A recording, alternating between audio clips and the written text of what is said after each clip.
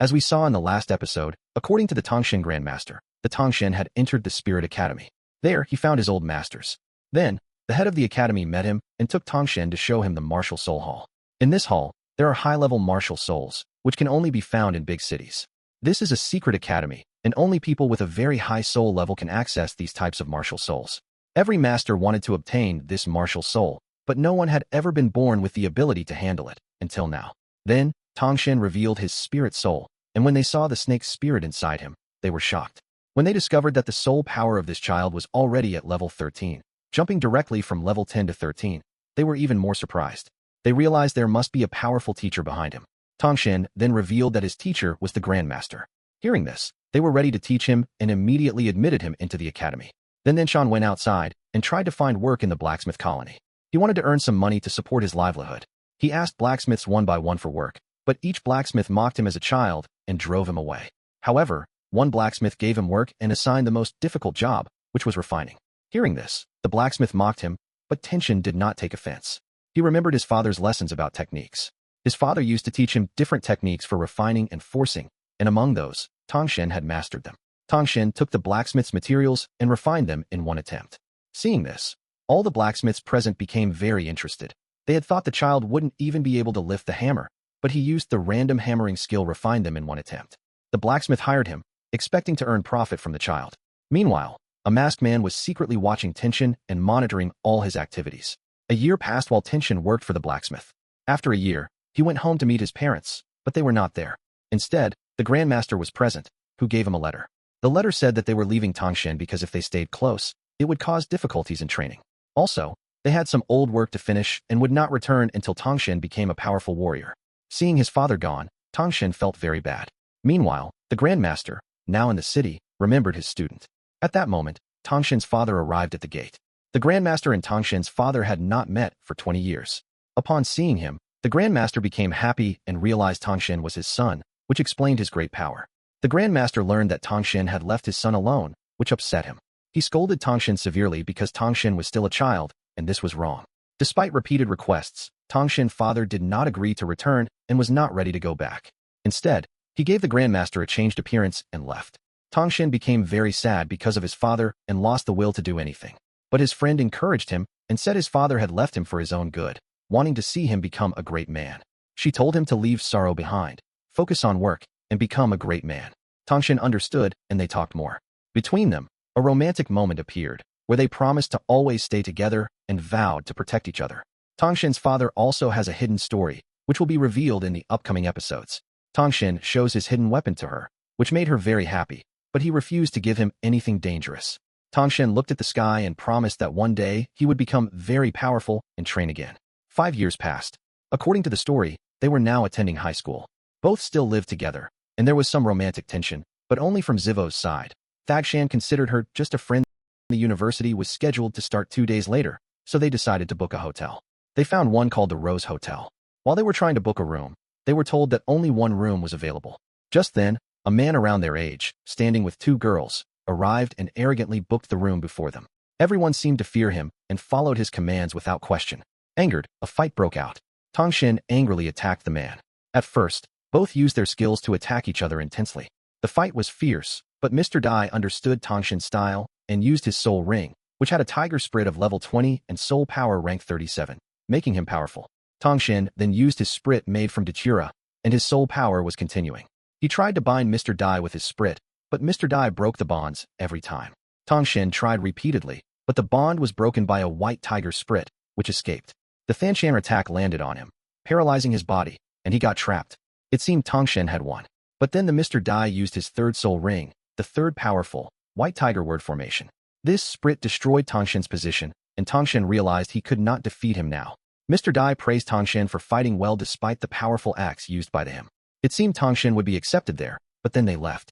Tang San realized he had to take school admission and went to his room, talking about how he liked a responsible, mature person who cared for him well.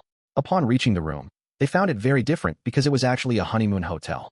Tang San felt strange seeing such grandeur. The girl was happy and went directly to lie on the bed. Tang San lay beside her and thought about today's fight. Actually, if he wanted, he could have used the hidden weapon to win, but that would have revealed the truth about Hidden to everyone, so he didn't use it. He remembered something from his past life, when he killed a man using the hidden weapons. The next day, they went to explore the city.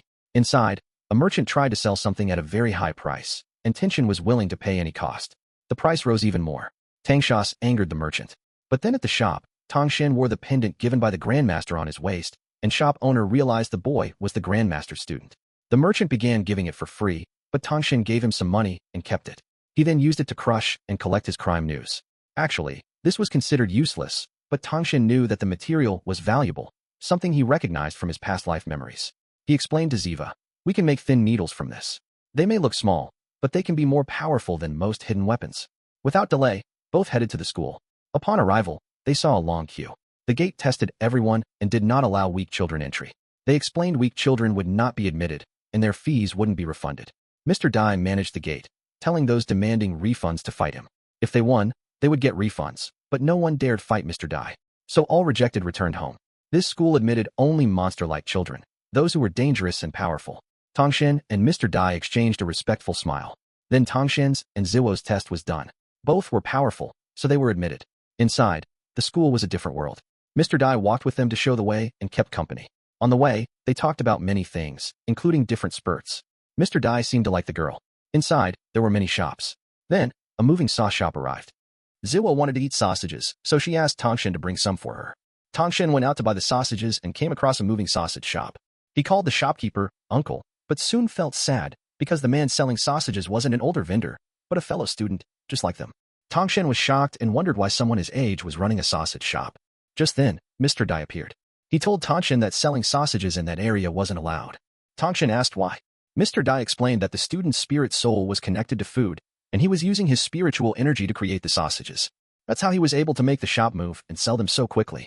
Hearing this, Tang San felt guilty and decided to return the sausages. In the end, they all smiled. The sausage seller has many names, but everyone calls him Oscar. There were 2 students, including Tang San, who were walking toward the academy, but they hadn't been officially admitted yet. The admission process was still ongoing, and many students were lined up, waiting for their chance. Mr. Dai brought Tang San and a few other selected students toward the academy gates. The other students in line began arguing, questioning why they were being taken ahead without even giving the entrance test. Mr. Dai calmly explained, students with a spirit power level above 20 are allowed to skip the preliminary tests. With that, they continued toward the academy. Along the way, Mr. Dai revealed a harsh truth. None of the students at the back of the line were likely to pass. The entrance exam was extremely difficult, and only those with a spirit power level of 20 or higher were admitted. In fact, every year, only 2 or 3 students made it through. So far, only 42 students had ever studied at this academy. The children were shocked to hear this and wondered how such strict criteria didn't harm the academy's reputation, especially since so few were accepted. Mr. Dai responded firmly, this academy values quality over quantity. Weak students are not welcome here. He further explained that in order to graduate, a student must reach at least a spirit power level of 40. Those who failed to meet this standard were expelled. That's why, out of all who entered, only 14 students had ever graduated, and all of them had gone on to earn fame and respect in the world.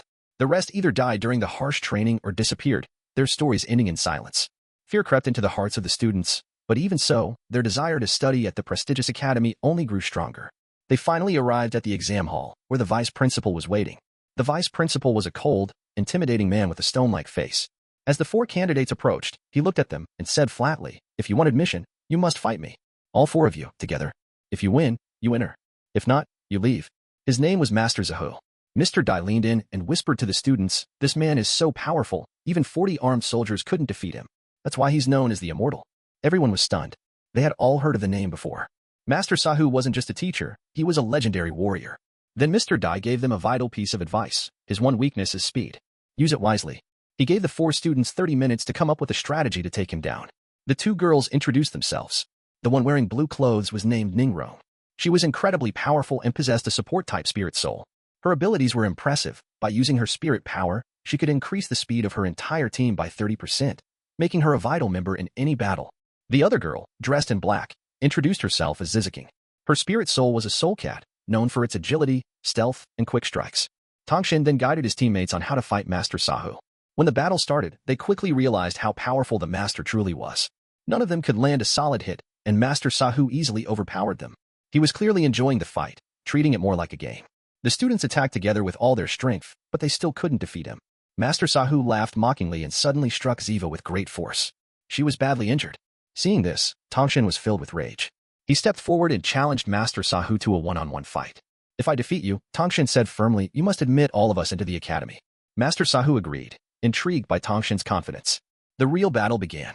This time, Tang San fought seriously. He used his hidden weapons openly, tiny, unexpected attacks that caught Master Sahu off guard. Though the master had a spirit power of 70 and wasn't badly damaged, he began to feel pain. He soon realized that the hidden weapons were laced with poison. Tang San smirked, then finished the fight with a powerful strike from his hammer, landing a direct blow on Master Sahu. Tang San had defeated the mighty, immortal Master Sahu. Master Sahu sat on the ground in shock, defeated by a child. Mr. Dai and Oscar arrived shortly after. Oscar praised Tang San and his friends for their teamwork and determination. But when Oscar saw Ning Rong, he was immediately smitten. He tried flirting with her, but Mr. Dai pulled him away, and Oscar walked off, disappointed. That night, Master Sahu sat quietly in his room, reflecting on the day. Suddenly, he sensed a powerful presence outside. Curious, he stepped out and saw a mysterious man standing under the moonlight. The man radiated overwhelming spirit power, above level 90. Master Sahu instantly realized this man was on another level. That man was none other than Tang San's father, Tang Hao. He had come to punish Master Sahu for mistreating the students. Tang Hao challenged him to a fight. The dean of the academy also arrived and tried to stop the confrontation. But upon sensing Tang Hao's strength, far beyond both of theirs combined, the dean stepped aside. Tang Hao defeated Master Sahu easily and left without another word.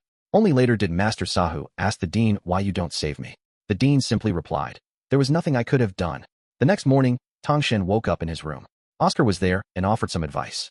Then he asked about Tang San's relationship with Ziva. Tang San replied, she's just my best friend, nothing more. Later, Tang San went back to the training ground to collect his hidden weapons. He realized that if he wanted to face stronger enemies like Master Sahu, he'd need to create even more powerful hidden weapons. Back in his room, he found Oscar again. Tang San asked if he wanted to train together, but Oscar laughed and said, my spirit is food-based. I don't need to train that hard. Afterward, Tang San went to Ziva and apologized for not being able to protect her during the fight. Ziva smiled and said, don't worry. Master Sahu was far too strong. You did everything you could. While walking around the academy grounds, they saw a fat student arguing with his girlfriend. When he noticed Ziva, he made rude comments about her. Tang San stepped in to defend her, and a fight broke out. This student turned out to be very powerful. He had a beast-type spirit soul with fire abilities, an incredibly destructive spirit.